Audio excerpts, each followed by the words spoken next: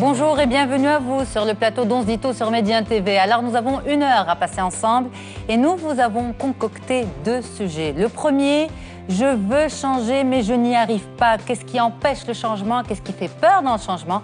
Eh bien une discussion à cœur ouvert avec 2 spécialistes sur le plateau. Ensuite, un autre sujet.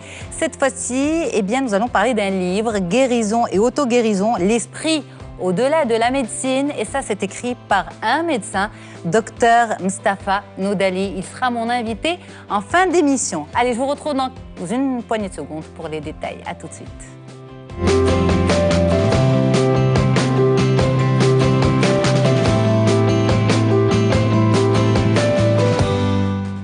Je veux changer, je dois changer, mais je n'y arrive pas. Eh bien, pourquoi c'est tellement compliqué? Je vous poserai la question dans un petit moment, Monsieur Jalmouni Abdelila, bonjour.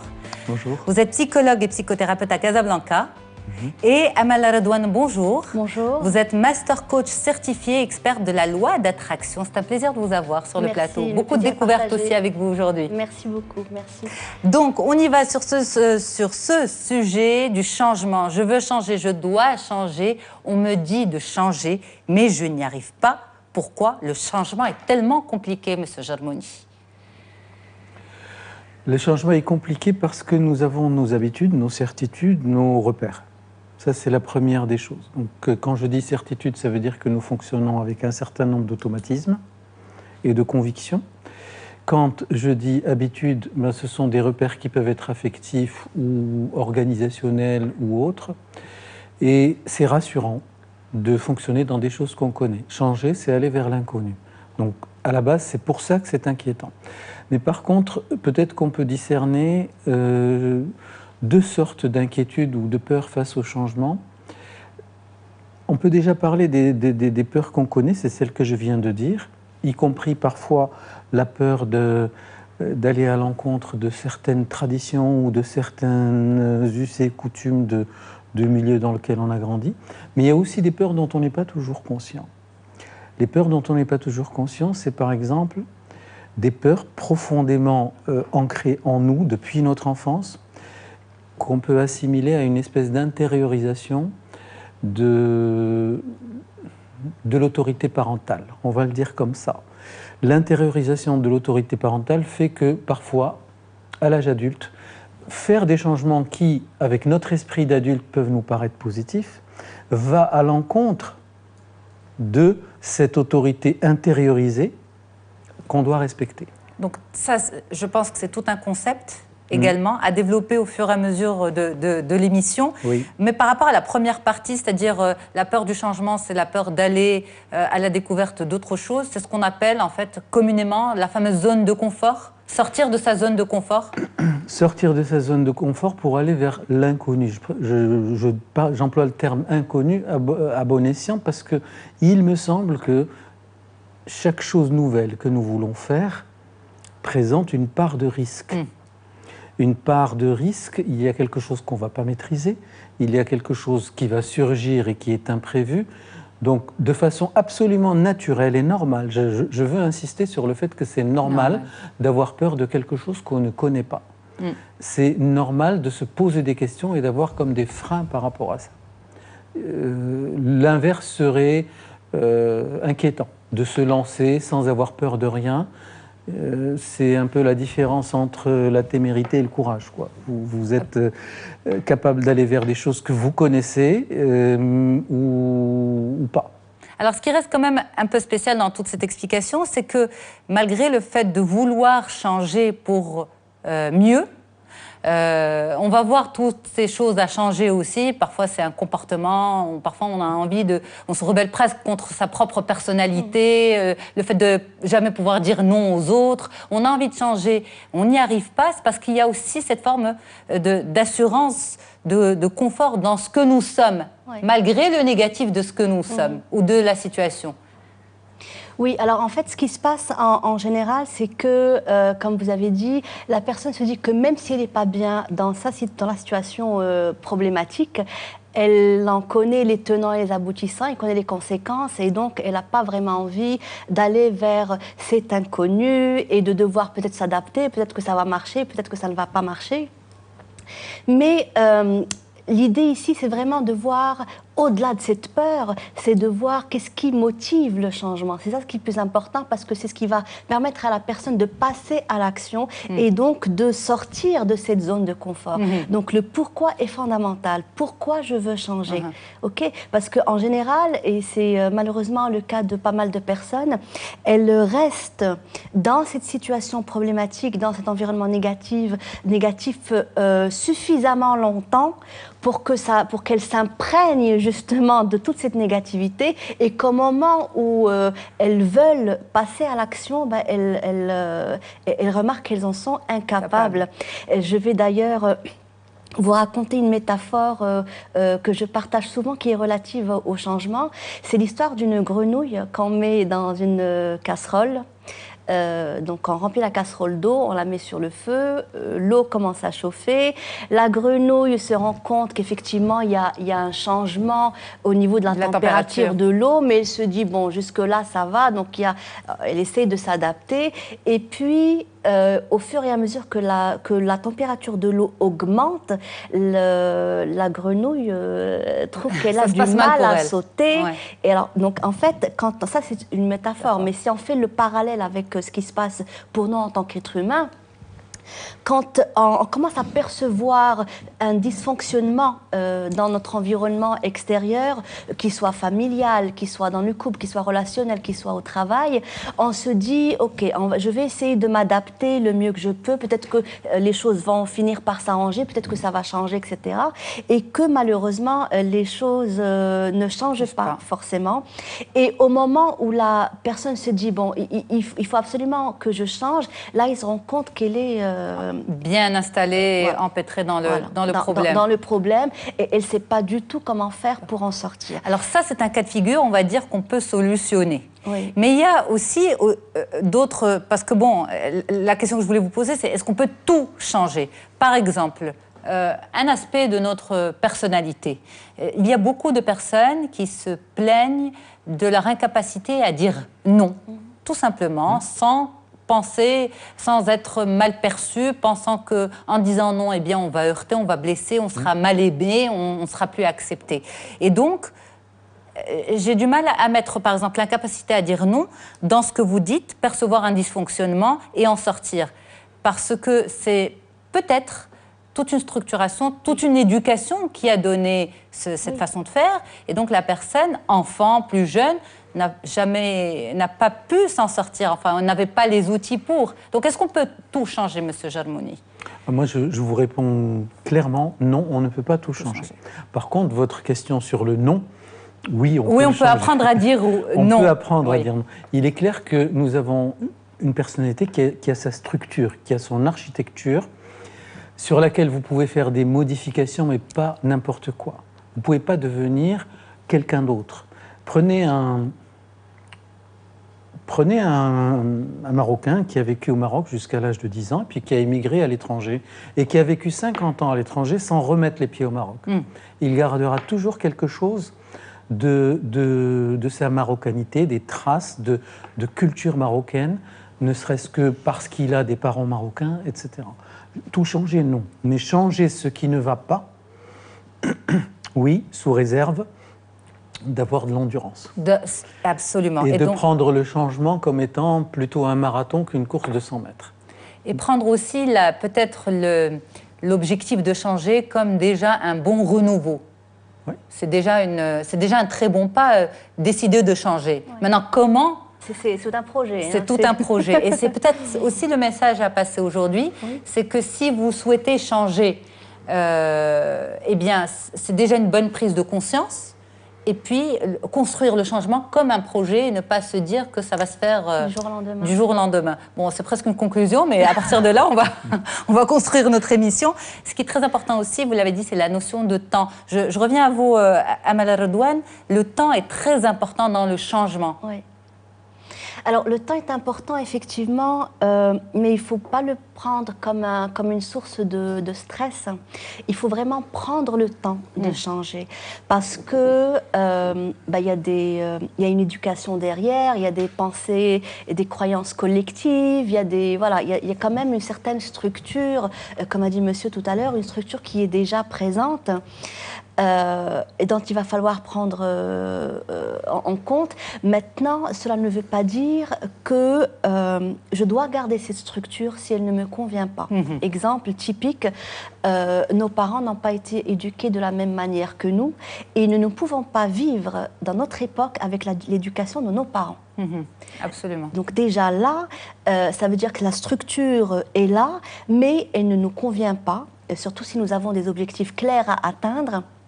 Et que l'éducation qu'on a eue, ou les croyances qu'on a, ou les pensées qu'on a de la réussite et du succès est totalement différente de celle de nos parents, de nos familles ou de notre environnement dans lequel on vit, eh bien, quand on se rend compte effectivement qu'il y a ces différences et que ces différences ne nous arrangent pas parce qu'elles ne nous permettent pas d'atteindre notre objectif. Donc là, il faut faire des choix. Là, il faut faire des choix. Alors, est-ce qu'on a tous la possibilité de changer?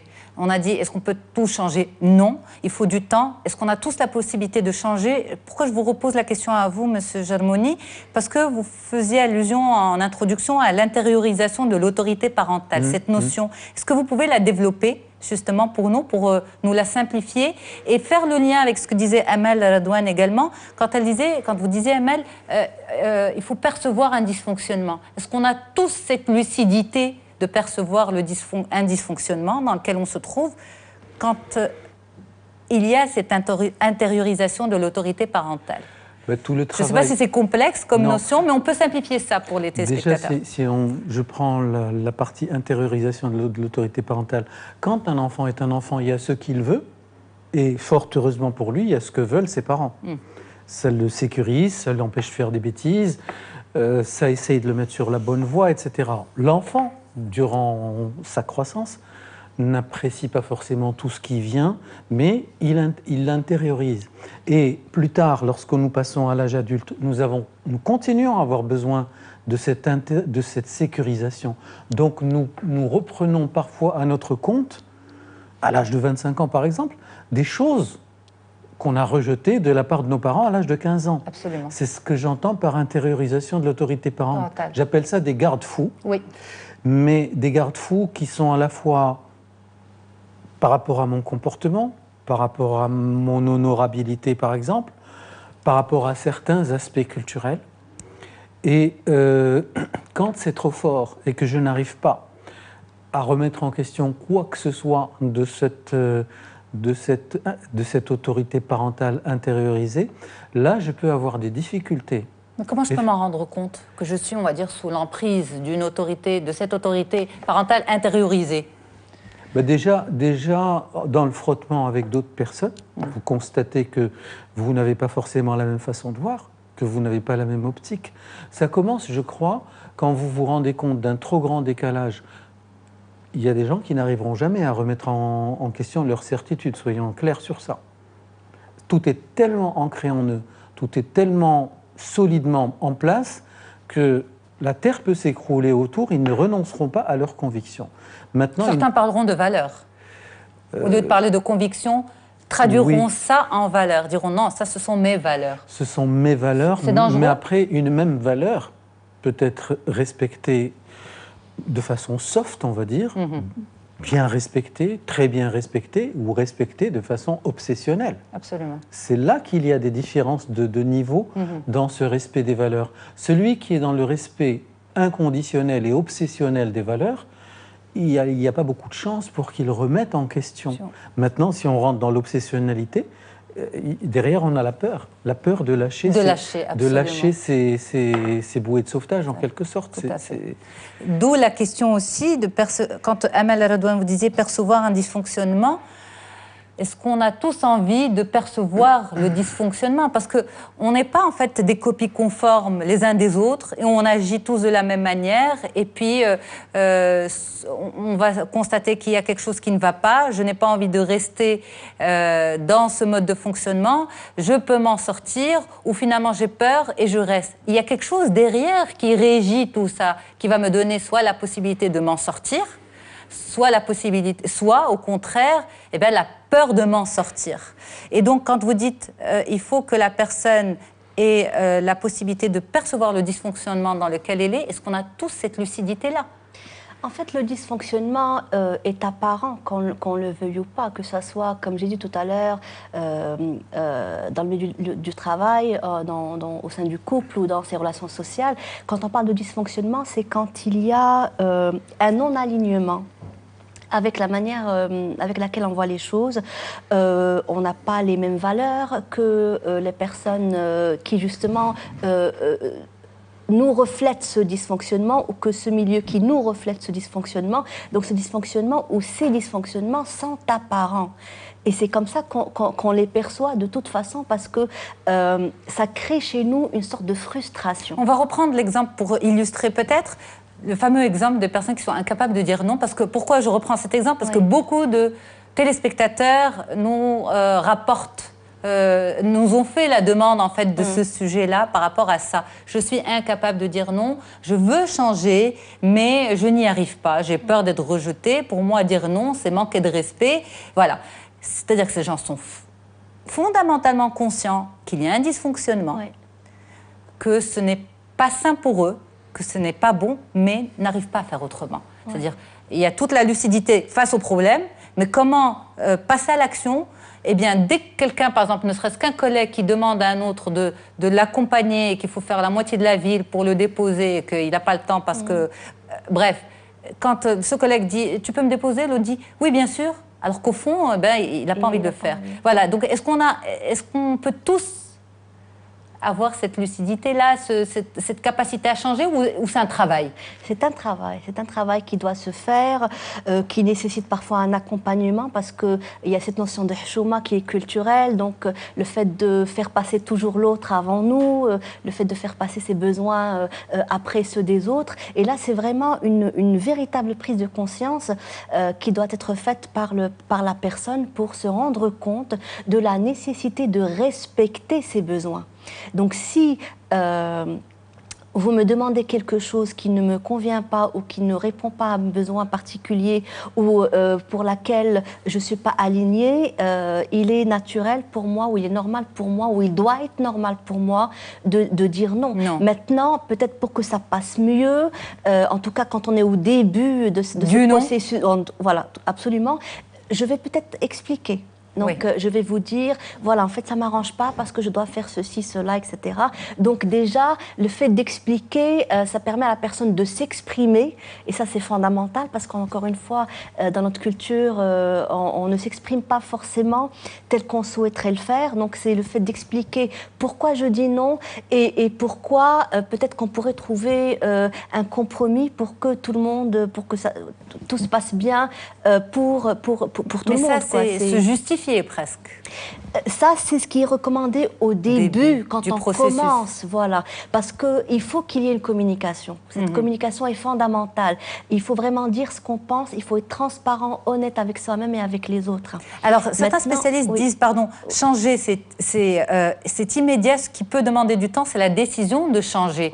Et c'est ça qui fait le plus peur, c'est ça qui est le plus compliqué à prendre en considération. Vous êtes d'accord?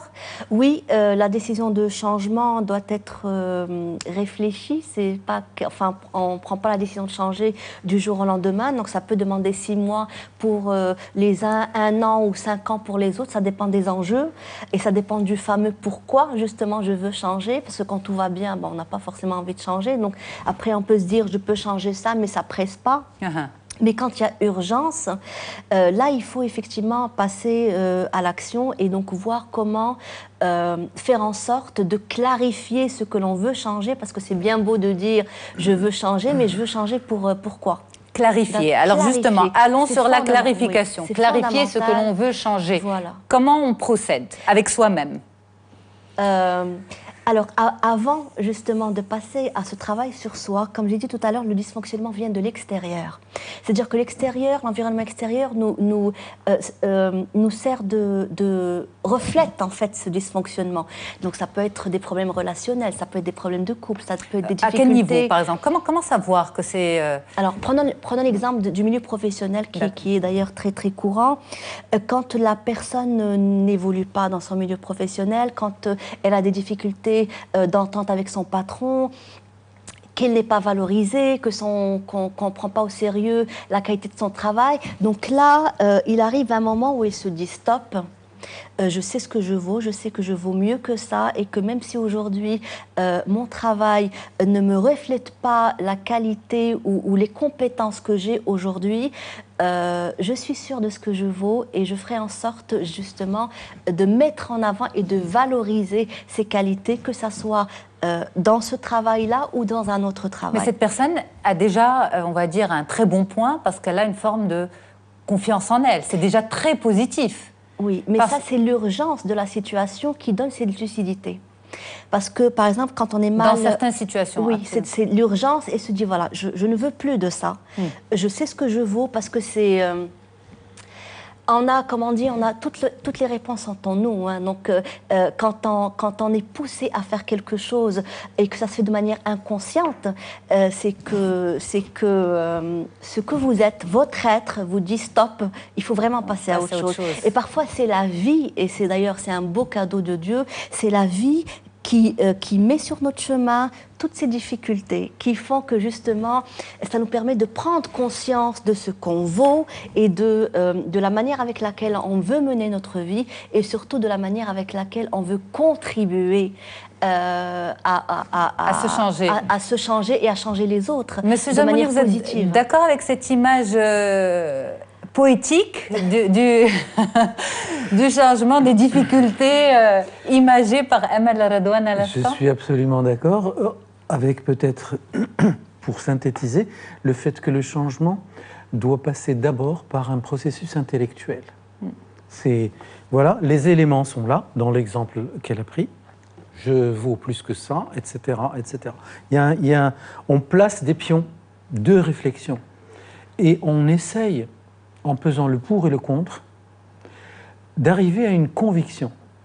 Pour moi, aucun changement ne peut réussir s'il n'y a pas au départ une forte conviction, ce qui revient à la motivation dont vous parliez tout à l'heure, une forte conviction que c'est bon pour moi ou pour mes proches, ou je veux changer. Et je vais changer parce que je suis sûr que c'est bon. Cette forte conviction est déjà le point indispensable au départ. Ensuite, il faut être outillé pour... Ensuite, il faut se poser des questions sur soi. Une fois cette réflexion intellectuelle menée, c'est la plus facile. Mais quand il faut se remettre en question, là, c'est une autre paire de manches. Nous avons tous des mécanismes, nous avons tous des habitudes de fonctionnement dans des situations données, comme celle de dire non, par exemple. Et à partir de là, il faut être conscient non seulement de ces automatismes-là, mais aussi, si possible, de leurs origines, l'origine de ces automatismes. Je sais pas, prenez par exemple quelqu'un qui vous dit « je veux maigrir, mon problème c'est que quand je suis énervé, je mange ». C'est bien d'en prendre conscience. Ensuite, quand j'en ai pris conscience, qu'est-ce que je fais? J'essaie de voir dans quelle situation je m'énerve et avec qui. Et je me prépare mentalement à vivre différemment ces situations-là. Qui m'énerve? Pourquoi? Qu'est-ce qui est touché à l'intérieur de moi? Qu'est-ce qui fait que... Est-ce que je ne réponds pas? Est-ce que je dis non alors que je veux dire oui? Comment je peux faire pour mieux maîtriser cet énervement? Et s'il arrive, ne plus l'associer au fait de courir à la pâtisserie la plus proche. C'est un travail de prise de conscience, en fait. Non seulement, on va dire, de nos réglages, comment ils sont, mais aussi comment intervenir quand ces mauvais réglages prennent le pas sur notre décision de ne pas nous laisser courir à la pâtisserie la plus proche. Mais par exemple, pour cet exemple en particulier, justement, ça c'est vraiment très récurrent. La même chose, se jeter sur du chocolat quand ça ne va pas. Toutes ces choses-là, est-ce qu'on peut en connaître l'origine? Ben oui, je crois qu'avec un questionnement profond ou en étant accompagné, cette histoire de se précipiter pour manger quelque chose, ben le plus souvent, quand vous aviez 2 ans ou 1 an, au moindre pleur, la tétine, le pain, quelque chose dans la bouche, à la moindre colère, ce sont des choses qui sont inscrites en nous depuis très tôt. C'est vrai. Mais chacun peut se poser des questions. Et après des efforts personnels, se faire accompagner, c'est nécessaire. Mais il y a toujours une cause ancienne et qui nous fait encore fonctionner aujourd'hui. Alors justement, on continue juste après la pause avec le plan d'action qu'il faut mettre en place pour arriver à mener son projet de changement à bien.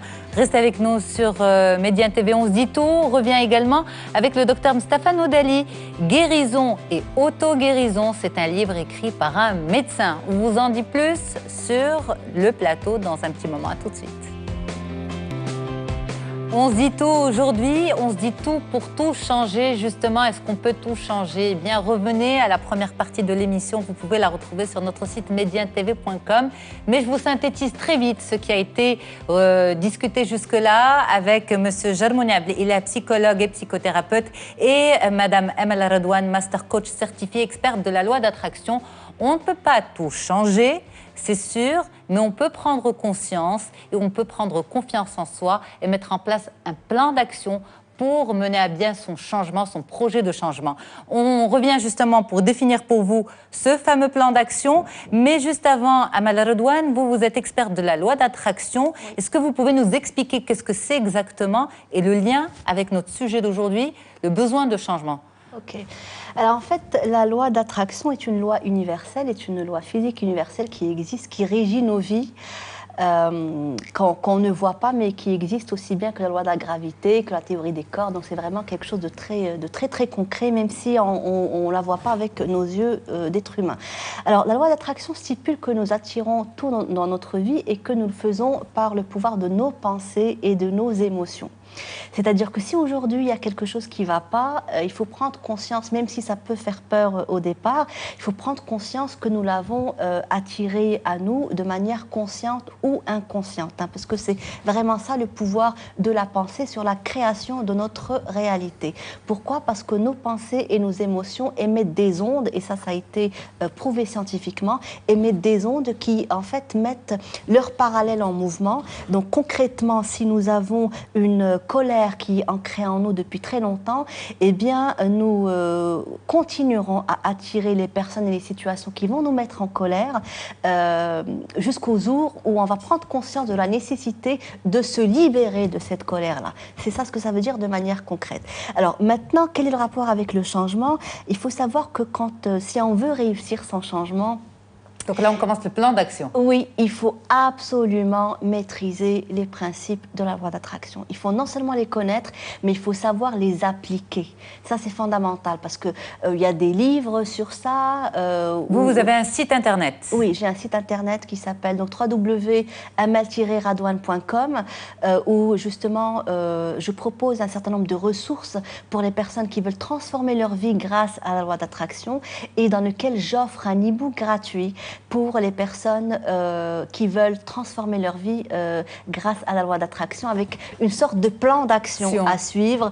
Donc il y a comme début, comme une introduction, cette prise de conscience de la possibilité qu'on a à changer sa vie avec la loi d'attraction. Et dans cet e-book, je partage aussi des conseils concrets et applicables pour pouvoir... Un exemple, justement.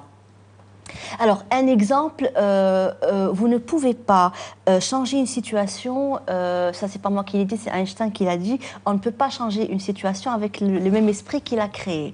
Autrement dit, En gardant l'exemple de la colère, en fait, vous ne pouvez pas changer une relation, parce que la colère, c'est quand on est en interaction avec une personne ou une situation, on ne peut pas changer cette situation avec le même esprit qui l'a créée. Donc, si je veux changer cette situation, on disait tout à l'heure, il faut savoir par quoi je veux changer la chose. Mais se dire, je veux changer, c'est très vague, mais qu'est-ce que je veux en remplacement de cette situation?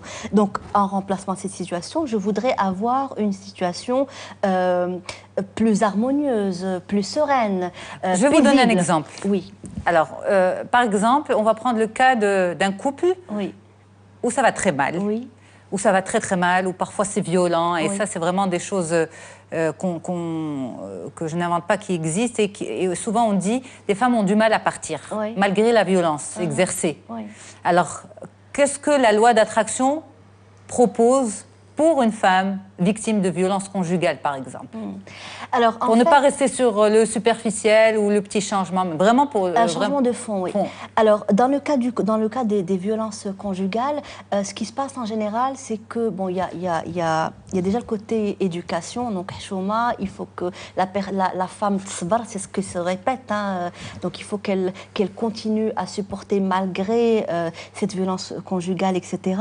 Mais si cette femme veut justement passer outre ces problèmes, il faut qu'elle apprenne à travailler sur elle, il faut qu'elle apprenne à se débarrasser de la dépendance affective. Et quand vous dites il faut qu'elle apprenne, c'est des outils concrets. Hein, c'est des outils concrets. Là, je vous en parle parce que bon, j'explique aux téléspectateurs. C'est comme si elle était responsable. Quand on dit, moi en tant que téléspectatrice, je me mets à la place de cette femme. C'est une femme victime de violences conjugales, physiques ou morales, qui entend, elle doit apprendre à. Elle doit apprendre, déjà qu'elle est dans une forme d'inaction face à son problème. Et en plus, on lui dit, il faut que tu apprennes. C'est comme si, en fait, tu étais une incapable et jusque-là, tu ne sais pas t'en sortir et tu ne sais pas...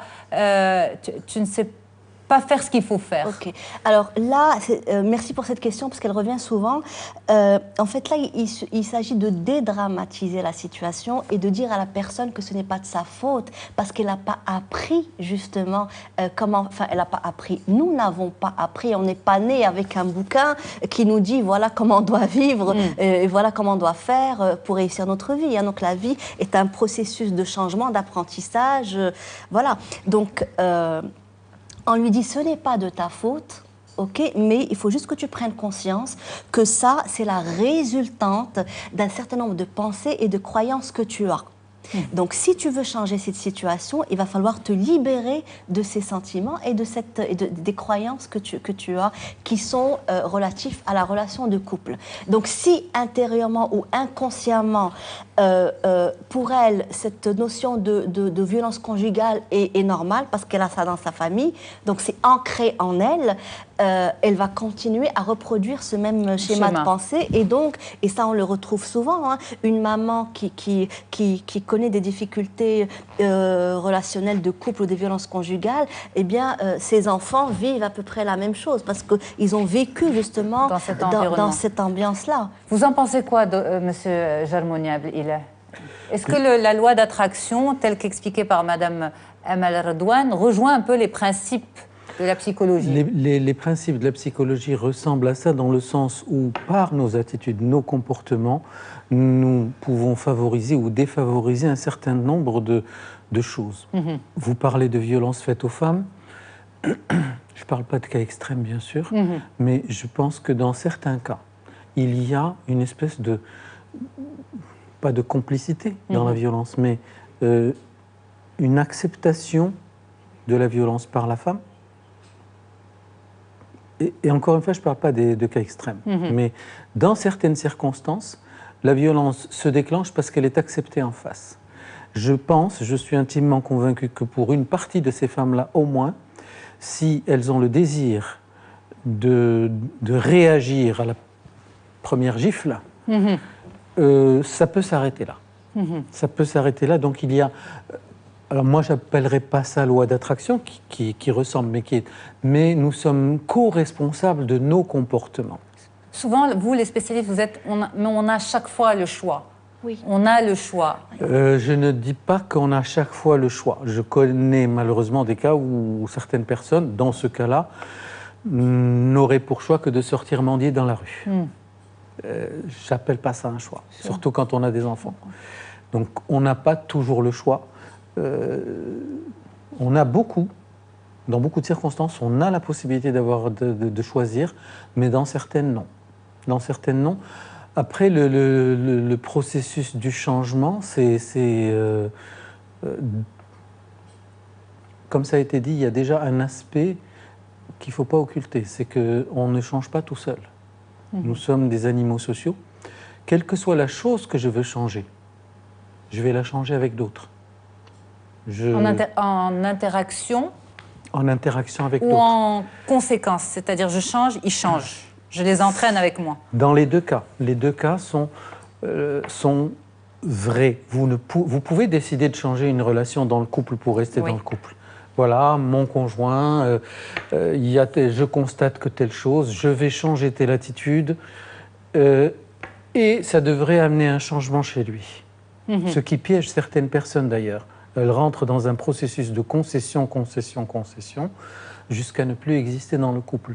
Donc là aussi, il y a... Ou de bras de fer aussi. Ou de bras de fer. Les deux sont là.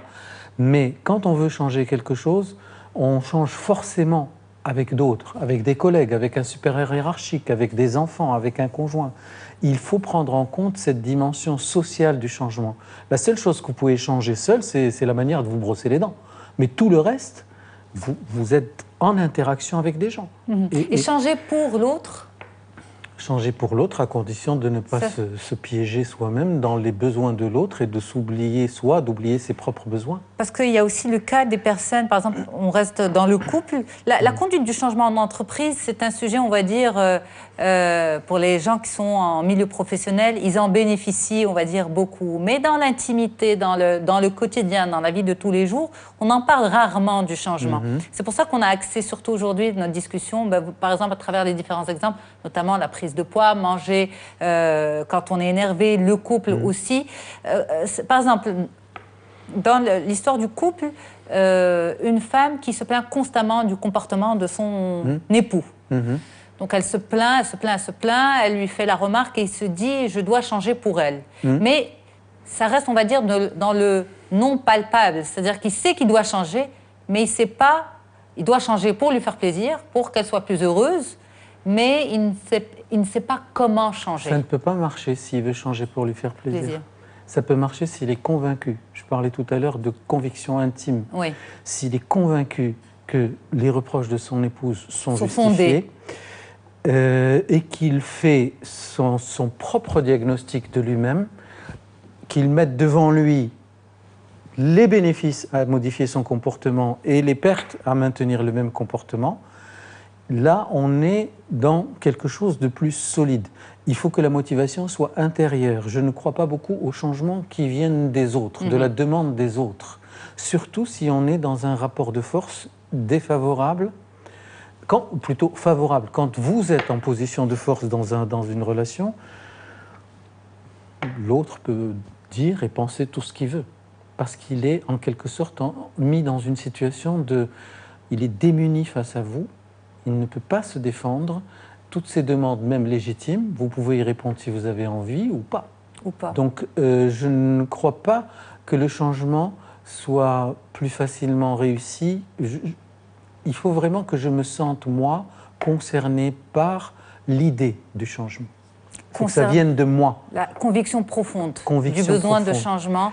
Se donner le temps et se dire que le processus, c'est bien, mais du temps. Et qu'il implique aussi, en interaction, l'environnement dans lequel on évolue. C'est bien résumé ? Tout à fait. C'est bon. Eh bien, merci beaucoup pour cet échange avec vous.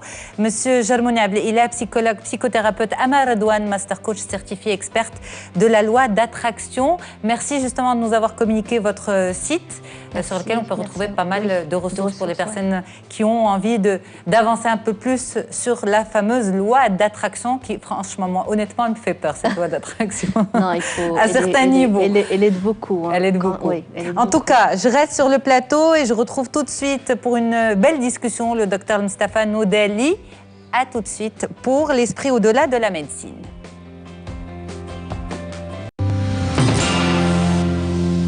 Et là, je vous emmène à la découverte d'un livre, Guérison et auto-guérison. Et ça, c'est vraiment impressionnant parce que c'est un médecin qui l'a écrit, un médecin qui vous dit que l'esprit peut être plus fort que la médecine. Quand mon corps parle, je l'écoute. Docteur Mustafa Noudali, bonjour. Merci beaucoup d'être avec nous sur le plateau d'On se dit tout.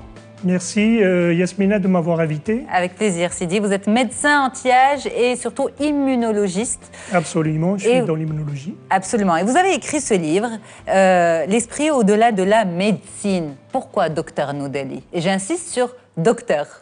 Très bien. Alors le fait, c'est que on est effrayé des maladies. Et plus ou moins, lorsqu'on tombe dans une maladie quiconque, on commence à un peu être bouleversé, comment faire face et comment s'en sortir. Alors moi, j'étais un peu très épanoui par un système de défense qui nous protège de toute agression, que ce soit environnementale ou bien que ce soit des agressions de nous-mêmes. Alors, je me suis spécialisé dans l'immunologie, qui reste toujours un système immunitaire qui peut protéger le corps de bactéries, de virus, mais aussi d'autres agressions qu'on ne voit pas, qui sont invisibles, et qui reste toujours une alimentation non saine, qui peut rester toujours un sommeil trop mauvais, qui reste aussi des émotions très tordues. Donc en fait, ça revient à parler d'immunologie. Absolument. Quand mon corps parle, je l'écoute. L'esprit au-delà de la médecine. Alors l'esprit, par contre, est-ce que ça fait partie de l'immunologie? L'esprit, plus ou moins, c'est que lorsqu'on voit le corps tout entier, c'est un corps qui est un ensemble d'organes. Et le système immunitaire, qui reste toujours un protecteur, est un organe. Okay? Le cerveau est un organe, les autres organes, vous les connaissez, le cœur, les reins, voilà. Et il y a une relation très étroite de tous ces organes pour former ou compléter un corps plus ou moins qui est bien, qui est intégral, qui est complet. Alors, on le sait très bien, il y a soi-disant une doctrine qu'on dit qu'un corps sain est dans un soi-disant un cerveau sain est dans un corps sain. Un esprit sain dans un corps sain. Alors moi, je sors un peu et je définis l'esprit par une identité, une définition à part, et le cerveau est à part. Okay. Parce que quelle est la relation vraiment entre, soi-disant, un esprit... L'esprit, c'est l'âme? L'âme, okay. Absolument. Alors, l'esprit, c'est l'âme. L'esprit, c'est des croyances, c'est une culture, c'est un vécu, c'est quelque chose qu'on a pris de nos parents, de notre environnement, de notre patrimoine. Alors, par exemple, lorsqu'on voit le drapeau dans un événement, un drapeau marocain, on a toutes ces sensations de bien-être, de joie, de fierté, d'un patrimoine qu'on aime beaucoup. Alors, c'est la même chose, c'est que tout ce que tu vois, tout ce que tu entends, tout ce que tu manges, tout ce que tu touches, ça donne une sensation. Oui. Et cette sensation, elle est évaluée par qui? Par ton vécu, par ton parcours. C'est ta pensée, c'est ton esprit. Ça devient un esprit. Quand on dit tu as un esprit ouvert, tu as un esprit tordu, rigide. C'est la façon comment tu évalues une pensée. Et cette pensée, plus ou moins... Elle va envoyer des ondes. Elle est transmise au cerveau. Et le cerveau qui va la transmettre par des hormones, neurotransmetteurs, et par un câble qu'ils ont par des neurones, plus ou moins. Ils sont tellement beaucoup, 1 million presque et bien plus, et qui vont se rencontrer, ces neurones, par des synapses. Et ces synapses qui vont transmettre un message électrochimique au reste du corps. D'accord. Alors, moi, je sais, on a abordé que... Et donc, ça va stimuler mon immunité, mes défenses immunitaires? Ça va stimuler une symphonie hormonale. OK. Et cette symphonie hormonale, ça peut être ton système immunitaire pour te protéger, te libérer, t'épanouir, ou bien aussi de te donner de l'énergie, ou bien de te donner la faim, la satiété, le plaisir, la procréation et tout. Alors, docteur Nodali, justement, vous êtes immunologiste, mais vous êtes également spécialiste de la médecine anti-âge. Très bien. Est-ce que la médecine anti-âge n'est pas un petit peu en contradiction avec votre livre, L'esprit au-delà de la médecine, quand mon corps parle, je l'écoute? Parce que la médecine anti-âge cherche à changer ce corps, justement. À préserver, je dirais. À changer, je dirais. Je dirais, lorsque par je les dis, injections, par les liftings, par ça toutes c'est ces choses. l'esthétique. Ça c'est l'esthétique. L'anti-âge, plus ou moins, c'est de préserver une capacité d'énergie qui est capitale à nous-mêmes et de ne pas rentrer dans les maladies. Ça veut dire rester jeune dans son esprit. Mais quand on parle aux spécialistes de la médecine anti-âge de façon générale, il définit. Alors, il y a médecine anti-âge et chirurgie anti-âge. Il y a la médecine esthétique et chirurgie esthétique. Mais par contre, on voit souvent médecine esthétique anti-âge. Anti-âge, c'est de comprendre exactement quels sont les facteurs qui peuvent vraiment nous rendre vieux. Okay. Par exemple, il n'y a pas l'utilisation de botox, d'acide hyaluronique. Non, ça c'est l'esthétique. Ça c'est l'esthétique. Très bien. L'anti-âge, c'est de préserver une capacité énergétique qui est favorable à un bien-être. Okay. C'est de l'épanouissement, le rire, le partage, le don, la bonne alimentation, le sommeil, l'anti-stress. Ça, c'est l'anti-âge. Ok. D'accord ? Donc ça rejoint parfaitement, on va dire, l'esprit du livre. Absolument. Mais quand vous dites « quand mon corps parle », je zappe constamment corps et je dis quand mon corps parle, je l'écoute.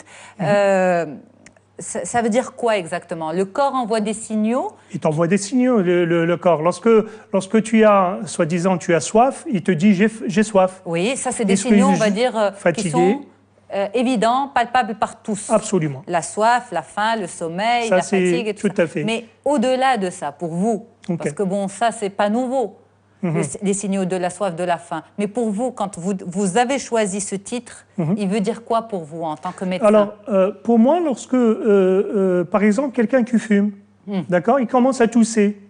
Alors son corps, il commence à avoir du phlegme.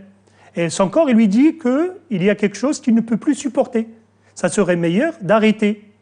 Et la personne décide de ne pas s'arrêter. Et à un certain moment de temps, on passe à la bronchite. Il y a une bronchite aiguë, et on commence à avoir plus ou moins un traitement typique antibiotique, et tout va bien, et la personne lui fait une récidive au moins 3 fois par an. Ça veut dire qu'il y a des séquelles qui se sont tracées dans ses poumons, et ils peuvent toujours avoir des récidives. Alors quelqu'un, plus ou moins, il se fait un problème d'arythmie cardiovasculaire, des palpitations.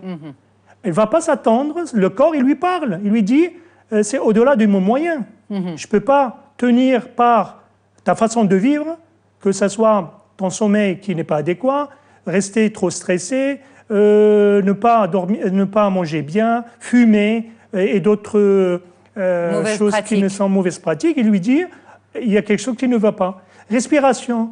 Les gens aussi dans les maladies auto-immunitaires. Auto-immunitaire, c'est un système immunitaire qui est trop hyperactif de te défendre. À un certain moment de temps, il perd l'équilibre et il peut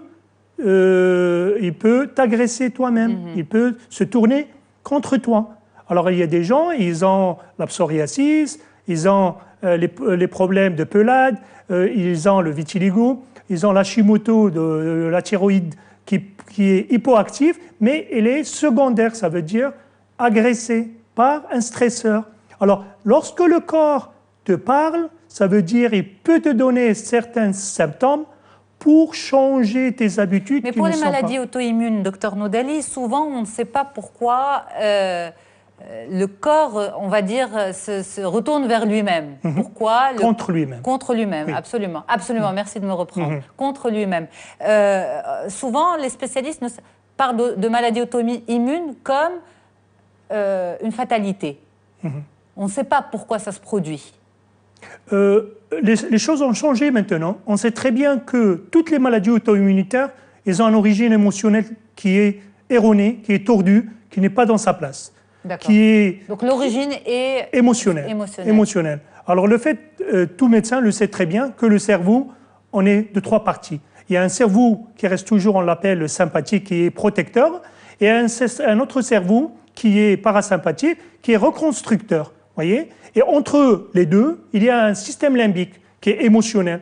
Alors la plupart du temps, il y a des émotions qui sont tordues et ils nous mènent à vivre plus dans le sympathique que dans le parasympathique. Et donc il y a un déséquilibre entre Un déséquilibre. Et ce qui est étonnant, c'est que le système parasympathique, qui est reconstructeur, c'est lui qui gère l'intestin.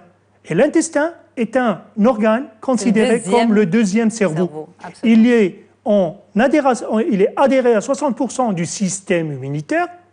Et là, on commence à avoir une problématique avec l'intestin, les ballonnements, les constipations, mais aussi un intestin perméable qui se dissipe et une hyper-réactivité d'un système immunitaire et on tombe dans les maladies auto-immunitaires. En tout cas, Dr Mustapha Nnoudali, guérison et auto-guérison. Quand mon corps parle, je l'écoute. Ça, c'est votre livre, justement. Et les téléspectateurs peuvent le trouver dans différentes librairies du Royaume. Au plaisir de vous retrouver une nouvelle fois, Dr Nnoudali. C'est un plaisir de vous avoir. Vous êtes spécialiste en immunologie, également médecin anti-âge. Restez avec nous sur Médien TV. La suite des programmes dans un instant. Quant à moi, eh bien, c'est un plaisir pour moi et pour toute l'équipe de vous accompagner pendant cette heure-ci sur Médien TV. À très vite.